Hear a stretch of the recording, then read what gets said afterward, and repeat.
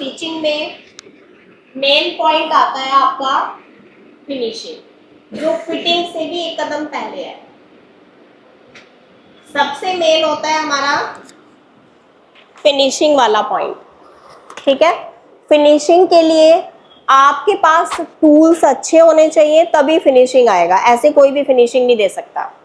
अगर आप मेरी ही बात करें, अगर मुझे भी कोई बिल्कुल खचाड़ा सी मशीन दे देंगे, टूटा फूटा सा मेजरमेंट दे देंगे जिसमें बहुत सारे जॉइंट लगे हैं, जनरली यूज करते हैं ना, बहुत पुराना हो जाता है, कट जाता है, तो हम उसके ऊपर कोई भी टेप पेस्ट कर देते हैं या फिर सिलाई ही लगा देते हैं, उसको जॉइंट कर देते हैं, ऐसे ही है ना।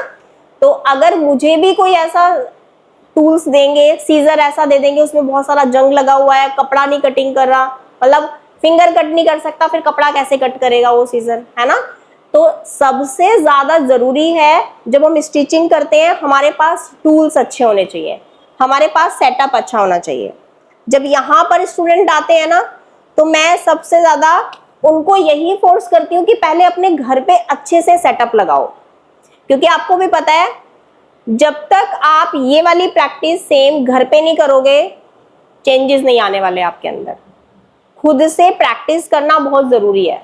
मैं सिर्फ आपको गाइडलाइन दे सकती हूँ, उसको फॉलो करना तो आप ही का काम है, तभी आपका फिनिशिंग भी आएगा और पॉइंट टू पॉइंट काम भी होगा।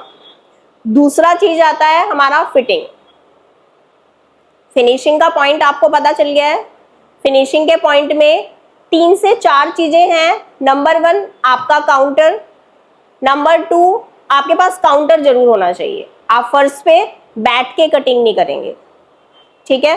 आपके पास प्रॉपर काउंटर होना चाहिए, उसके साथ आपका आयरन अटैच होना चाहिए।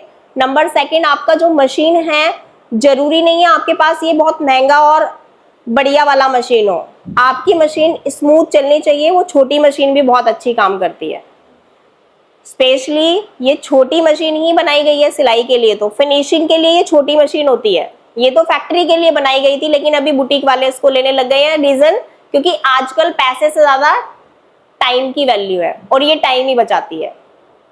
देखा है ना, जितना टाइम हम इससे सिलते हैं ना, उससे बहुत जल्दी सिल लेते हैं, इसलिए ये वाली मशीन यूज की गई है। लेकिन मेन तो आपका ये है कि अगर आप फिनिशिंग से सिलना चाहते हैं ना, तो बेस्ट मैं उसी को प्रीफर करूंगी कि बेस्ट होती है ये छोटी वाली ही मशीन। ये ही मशीन हमारी फिनिशिंग के लिए बनाई गई थी पहले, जब स्टार्टिंग हुई थी सिलाई की। लेकिन अभी आजकल ये वाली मशीन ज्यादातर लोग लेने लग गए हैं, क्योंकि इसमें बार बार धागा फंसता है, इरिटेशन होती है ना, डस्ट जमा हो जाता है, शटल खोलना पड़ता है, 10 मिनट वेस्ट हो जाता है।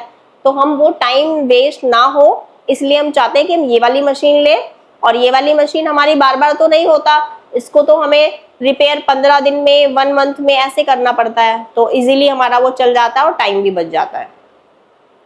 अब नंबर 2 आता है आपका, और हाँ एक चीज और स्किप हो गई है, आपकी सीजर। आपके पास सीजर होना चाहिए और अच्छा सीजर होना चाहिए। अच्छा सीजर का मतलब होता है सीजर में धार लगा हुआ होना चाहिए। क्वालिटी या कंपनी की बात नहीं कर रही मैं, नॉर्मली सीजर का भी यूज आप कर सकते हैं, लेकिन वो सीजर का धार लगा हुआ होना चाहिए, ताकि आपका जो कपड़ा है वो कटिंग करते हुए फिसले ना। आपने देखा जनरली जब आपकी मशीन, आपकी जो सीजर है, जब उसकी धार खराब हो जाती है तो क्या होता है, कपड़ा फिसलना शुरू हो जाता है ना। जहां पर आप कटिंग करना चाह रहे हैं वहां पर नहीं कटिंग होता, कहीं अदर ही डायरेक्शन में चल रही होती है उसकी वर्किंग, ठीक है। तो आपकी सीजर अच्छी होनी चाहिए, और मैं तो चाहूंगी कि अगर आप काम करें तो आपके पास कम से कम 2 सीजर हो। जब भी आपके पास एक सीजर खराब, क्योंकि हम स्टोन वाला काम करते हैं ना, तो हमारी सीजर खराब हो जाती है ना। तो स्टोन वर्क के लिए आपके पास एक वेस्ट सीजर होनी चाहिए, उसके अलावा आपके पास 2 सीजर और होनी चाहिए।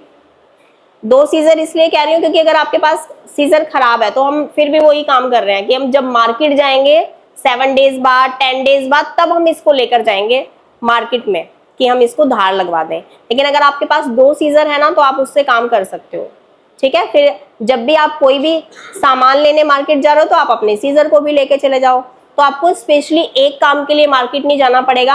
आपको थोड़ा थोड़ा सा टाइम बचाने के लिए वो सारा काम करना है, ताकि आपका टाइम बचे, क्योंकि बुटीक वाली लाइन में हमारे टाइम की वैल्यू है।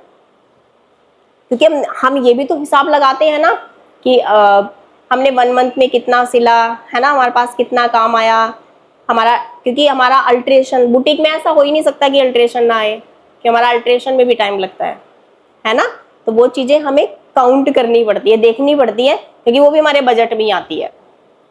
छोटी छोटी चीजें हैं, उनको इग्नोर नहीं करना बल्कि उनके ऊपर काम करना है, तभी हम थोड़ा थोड़ा धीरे धीरे करके ग्रो करते हैं।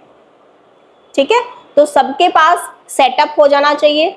अगर नहीं है तो कर लीजिए, विद इन 2 और 3 मंथ्स में आप 3 डेज में आप कर सकते हो, क्योंकि जब तक आपका सेटअप नहीं होगा ना, जब मैं यहाँ पर काम कराऊंगी तो घर पे आप कैसे करोगे, फिर कहीं ना कहीं आप पीछे रह जाओगे।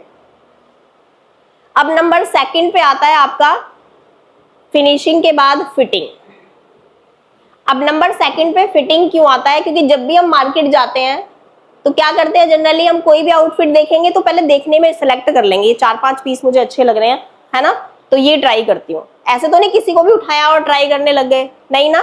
इसीलिए फिनिशिंग पहले आती है, तब हम ट्राई करते हैं, तब फिटिंग देखते हैं। क्यों, अब उनमें से देखेंगे किसका फिटिंग ज्यादा अच्छा है। पहले हम फिनिशिंग देख लेते हैं, ये कपड़ों में अच्छी अच्छी लग रहे हैं हमें, तो उनको हमने सिलेक्ट किया और फिर हम ट्रायल रूम में गए, फिर हमने देखा कि हाँ इसका फिटिंग अच्छा लग रहा है, ये ले लेते हैं, है ना, ये हमारे ऊपर ज्यादा अच्छा लग रहा है। तो इसीलिए फिटिंग आता है नंबर 2 पे। और फिटिंग को इंप्रूव करने के लिए आपको सबसे पहला वर्क करना है बॉडी स्ट्रक्चर पे। जैसे हमारे फेस के फीचर्स अलग अलग होते हैं, वैसे ही हमारा बॉडी स्ट्रक्चर भी सबका अलग है। अब आप कहेंगे ना कि मैम आप हमें कोई ऐसा चार्ट बनाकर दे दो जिसमें से हम सिलेक्ट कर ले, इतना शोल्डर लेना है, इतना आर्मोल लेना है इस साइज में। नॉट पॉसिबल, ऐसा हो ही नहीं सकता, क्योंकि इतने सारे मेजरमेंट, इतना सारा बॉडी स्ट्रक्चर के ऊपर काम करें और हम एक चार्ट बना ले, ऐसा हो ही नहीं सकता। कितना लंबा हम चार्ट बनाएंगे, सबके ऊपर कैसे बना सकते हैं, नॉट पॉसिबल, है ही नहीं है। तो आपको सबसे पहले बॉडी स्ट्रक्चर का नॉलेज होना चाहिए। अभी तो देखो सबको ना, आप अभी आज के बाद, आज से पहले आपको सब एक जैसे लग रहे होंगे, लेकिन जब हम काम करना शुरू करेंगे ना, अभी 10 और 15 डेज के अंदर ही आप देखना, आप किसी को भी किसी के फेस से नहीं देखोगे, क्योंकि आपका देखने का नजरिया बदल जाएगा।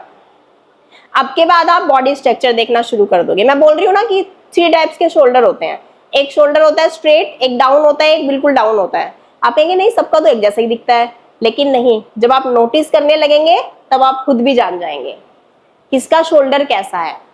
अभी तो सबको एक जैसा ही लग रहा है ना। बॉडी स्ट्रक्चर पे थोड़ा सा आपको बताती हूँ कि कैसे कैसे होता है। जैसे हम शोल्डर लेते हैं ना, तो शोल्डर भी हमारे 3 टाइप्स के होते हैं, जैसा अभी बताया आपको। शोल्डर एक होता है स्ट्रेट, स्ट्रेट शोल्डर में कभी भी शोल्डर गिरने की प्रॉब्लम ही नहीं होती, आप कितना भी नेक ब्रॉड ले लेते हो। अगर मैं अपनी बात करूं या आप में से किसी की भी बात करूं, मैं हमेशा फुल शोल्डर पर फुल डीप और फुल ब्रॉड बनाती हूं, हमेशा। अगर मेरा शोल्डर 13 है और आप बोलोगे नहीं मैम 13 पर मत बनाओ, आप 14.5 पर बनाओ, तो मैं आपको ये भी बता दूंगी। ये मैं अपना ब्लाउज 14.5 पे बना रही हूँ, फुल शोल्डर पे, और आप बोलेंगे नहीं मैम मुझे बैक में एक ही हुक दो, तो मैं वो भी बना दूंगी। और मुझे डोरी भी नहीं चाहिए, तो मैं वो भी बना दूंगी। शोल्डर भी नहीं गिरना चाहिए, तो अभी तक तो गिरा नहीं, अभी कैसे गिरेगा। ठीक है, तो बॉडी स्ट्रक्चर का आपको नॉलेज होना चाहिए। जब तक ये नॉलेज नहीं होगा, ये प्रॉब्लम्स आती रहेंगी, शोल्डर गिरना, आर्मोल में झोल आना। एक और प्रॉब्लम कि जब भी हम गले की चौड़ाई लेते हैं, वो हम गले की चौड़ाई 2.5 इंच लेते हैं, डीप में डीप, जितना डीप करते जाते हैं उतनी ही गले की चौड़ाई को कम करते जाते हैं, है ना। तो ये बोलते हैं शोल्डर माइनस चार्ट बना दो, है ना, कहते हैं ना, आजकल बड़ा ट्रेंडिंग में है शोल्डर माइनस चार्ट। तो क्या होता है कि ऐसा नहीं है, कुछ नहीं है। जब आप 2.5 इंच गले की चौड़ाई ले रहे हो, वो तो फिर भी फैल के यहीं आ जा रहा है। आप लेकर देखिए, एक्सपेरिमेंट तो अभी आप करेंगे ही हर ब्लाउज में, तो ये एक्सपेरिमेंट से आप ये जान जाएंगे कि ये कुछ नहीं होता शोल्डर माइनस चार्ट। जब भी आप गले की चौड़ाई लोगे तो आपको मेजरमेंट टेप लेना है और बस अपना बॉडी पे ऐसे रखना है।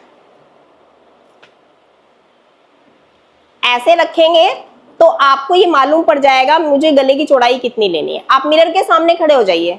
अभी तो मैंने शर्ट पहना है तो अच्छे से होगा नहीं, आज मैं खुद आपका मेजरमेंट लूंगी, क्योंकि आपको कंफ्यूजन नहीं होगा, ठीक है। लेकिन उससे पहले मैं अपना मेजरमेंट लेकर आपको दिखाऊंगी, आपको फॉलो करना है उसको, ठीक है। पहले ही मैं आपको मेजरमेंट ले लूंगी आपका, तो आपको ये लगेगा मैम ने मेरा 14 लिया है तो भाई मेरा 14 ही है, तो मुझे पता चल गया। पहले मैं आपको बताऊंगी नहीं आपका शोल्डर कितना है, आपका आर्मोल कितना है, ठीक है। अभी दूसरी चीज आती है आर्मोल। हमने कभी नोटिस ही नहीं किया कि लेफ्ट और राइट में चेंजेस भी होते हैं। पहली बात तो आज से पहले हम कभी आर्मोल का मेजरमेंट नहीं लेते थे, और अगर लेते भी थे तो दोनों साइड का नहीं लेते थे, क्योंकि हमें पता ही नहीं था कि लेफ्ट और राइट में चेंजेस भी होते हैं। आपको पता है कि कभी कभी ऐसा भी क्लाइंट आता है, वो बोलता है मेरा लेफ्ट से ही गिर जाता है हमेशा, और अगर आप उसको पहले ही बोल दें कि आपका लेफ्ट से ही गिर जाता है हमेशा, बोलेगा हाँ आपको कैसे पता? कि जब आप मेजरमेंट लेंगे तो आप देखेंगे कि एक साइड से आर्मोल ज्यादा हो रहा है, एक साइड से कम हो रहा है। रिपीट करिए, कभी कभी गलती से भी हो जाता है। अगर कम या ज्यादा हो रहा है तो रिलैक्स होकर फिर दोबारा से मेजरमेंट लीजिए, क्या रियल में ऐसा हो रहा है, एक साइड का कम है और एक साइड का ज्यादा है। अगर रियल में ऐसा आ रहा है तो फिर आप उसको बड़े कंफर्म और बड़े कॉन्फिडेंस से बोल सकते हो कि आपका लेफ्ट साइड से हमेशा आर्मोल शोल्डर गिर जाता है, क्या लूज हो जाता है? तो बोलेगी हाँ ये ऐसा आपने बिल्कुल ठीक पढ़ रहा है। तो ये चीजें आपको देखनी है, चेक करनी है। ये कब होगा? जब आप मेजरमेंट को बहुत ध्यान से देखोगे। अभी तक तो हम रैंडमली मेजरमेंट ले रहे थे, अभी तक तो हम मेजरमेंट ले भी रहे थे तो नहीं ले रहे थे, पता ही नहीं था कुछ भी। लेकिन अभी सबसे पहले फोकस हमें मेजरमेंट पर ही करना है। मेजरमेंट मतलब बॉडी स्ट्रक्चर, बॉडी स्ट्रक्चर का नॉलेज होना चाहिए, तभी ऐसा होगा। Front cross, this is most important कि आप स्टिचिंग में फ्रंट क्रॉस ले रहे हो तो कैसे ले रहे हो। और सामने वाले क्लाइंट को परफेक्ट मेजरमेंट चाहिए, तब क्या करोगे? वो तो आपको दिख ही नहीं रहा, तब आपको ट्रायल रूम में मेजरमेंट लेना है। मेरे क्लाइंट को हैबिट पड़ गई, आपको भी पड़ जाएगी, आपके क्लाइंट भी ऐसे करेंगे। दूसरा पॉइंट आता है आपका एपेक्स पॉइंट। देखो एपेक्स पॉइंट भी आपके बॉडी स्ट्रक्चर, आपका ब्रा, दोनों के ऊपर डिपेंड करता है। अभी किसी बड़े बुजुर्ग का आप मेजरमेंट ले रहे हो, पुरानी ब्रा पहनी हुई है, एपेक्स पॉइंट नीचे आ जाएगा। अगर आप नॉर्मल ब्लाउज बना रहे हो, एपेक्स पॉइंट को वहीं रहने दो, क्योंकि नॉर्मल ब्लाउज में आप एपेक्स पॉइंट ऊपर भी लेंगे ना, फिर भी नीचे आ जाएगा घिसक के। और जब ब्लाउज में एपेक्स पॉइंट ऊपर जा रहा है और बॉडी में मेजरमेंट, बॉडी का एपेक्स पॉइंट नीचे है, तो फिटिंग गड़बड़ हो जाएगी, अच्छी नहीं दिखेगी। वहीं पे पैडेड बना रहे हो, एपेक्स पॉइंट को अपने अकॉर्डिंग कर सकते हो, क्योंकि पैडेड ब्लाउज में बॉडी के अकॉर्डिंग एपेक्स पॉइंट सेट होता है, ना कि ब्लाउज के अकॉर्डिंग। तो वहीं पे आपका क्या हो गया, एपेक्स पॉइंट सेट हो गया, बॉडी के अकॉर्डिंग कहीं नहीं जाएगा, क्योंकि पैडेड ब्लाउज में हमेशा क्या होता है, एपेक्स पॉइंट आपके ब्लाउज के अकॉर्डिंग एडजस्ट होगा। अगर आप ऊपर भी बना रहे हो ना, वो सेट हो जाएगा। दूसरी चीज होती है, आधे क्लाइंट को कपड़े पहनने का तरीका नहीं पता, झोल आ रहा है, बताए जा रहे हैं ऐसे झोल आ रहा है। मेरी भी शर्ट में आप देख रहे हो, काफी जगह आपको दिख रहा होगा कहीं से उठ रहा है, कहीं से उठ रहा है। जब मैं सेट करूंगी तभी तो सेट होगा, पीछे से खींचूंगी तो रिंकल्स फ्री हो जाएगा। अभी आपको दिख रहा होगा यहाँ से उठा हुआ, आप नहीं दिख रहा, सेट तो करना पड़ेगा। वो तो हम टी शर्ट को भी करते हैं, हर एक कपड़ों को करते हैं, कि जब हमारी बॉडी मूव करती है तो हमारे कपड़े ऊपर नीचे हो जाते हैं, रिंकल्स आ जाता है, ठीक है। तो आपने वीडियोस में देखा होगा, मेरी वीडियोस में स्पेशली, कि झोल नहीं होता। झोल इसलिए नहीं होता भाई, क्योंकि हम ऐसे सेट करते हैं और ऐसे खड़े हो जाते हैं, वीडियो को वहीं पे फोकस दिखाते हैं कि हमारी फिटिंग देखो कितनी अच्छी है। लेकिन जब बॉडी मूव करती है तो वो थोड़ा सा तो ऊपर नीचे हो जाता है, फिर उसको ठीक करना पड़ता है। अभी सामने वाला क्लाइंट बोलेगा मुझे डोरी नहीं चाहिए ब्लाउज में और फुल डीप नेक चाहिए, थोड़ी देर के बाद जब बॉडी मूव करती है तो ब्लाउज थोड़ा सा ऊपर खिसक जाता है। जब ब्लाउज ऊपर खिसकेगा, बॉडी मूव होगी, तो यहाँ से लूज हो जाएगा, तो उसको फिर वापस से उसको खींचना पड़ेगा। नहीं तो ब्लाउज को टाइट करके बनाओ, बिल्कुल टाइट करो कि बॉडी कितना भी मूव कर ले, हमारी ब्लाउज खिसकेगी नहीं, ठीक है। कुछ पॉइंट्स हैं जो बहुत ध्यान रखने हैं, तभी फिटिंग पर फोकस होगा, तभी आप फिटिंग प्रॉपर तरीके से दे पाओगे। दो ही पॉइंट है, सिर्फ फिनिशिंग और फिटिंग, ये दोनों चीजें आपको आ गई तो आप कहीं भी मार नहीं खाओगे। डिजाइनिंग पर फोकस नहीं करने का, डिजाइनिंग एक बहुत बाद का कॉन्सेप्ट है। जब आपका बेसिक क्लियर हो जाता है तब आप डिजाइनिंग पर जाइए। अभी क्या होता है, कहीं पे भी सिलाई सीखने जाओगे, मैम अब ये वाला गले का डिजाइन बता दो, ये वाले गले का, फिटिंग तो प्रॉपर दो, फिटिंग पर फोकस करो, डिजाइनिंग साइड करो। फिटिंग आ जाएगी, डिजाइनिंग अपने आप आ जाएगी। आपके हाथों में फिनिशिंग और फिटिंग दो चीज आ गई, फिर आपको कोई प्रॉब्लम नहीं है डिजाइनिंग, सिर्फ आपको एक छोटा सा हिंट चाहिए, आप सेट हो, ठीक है।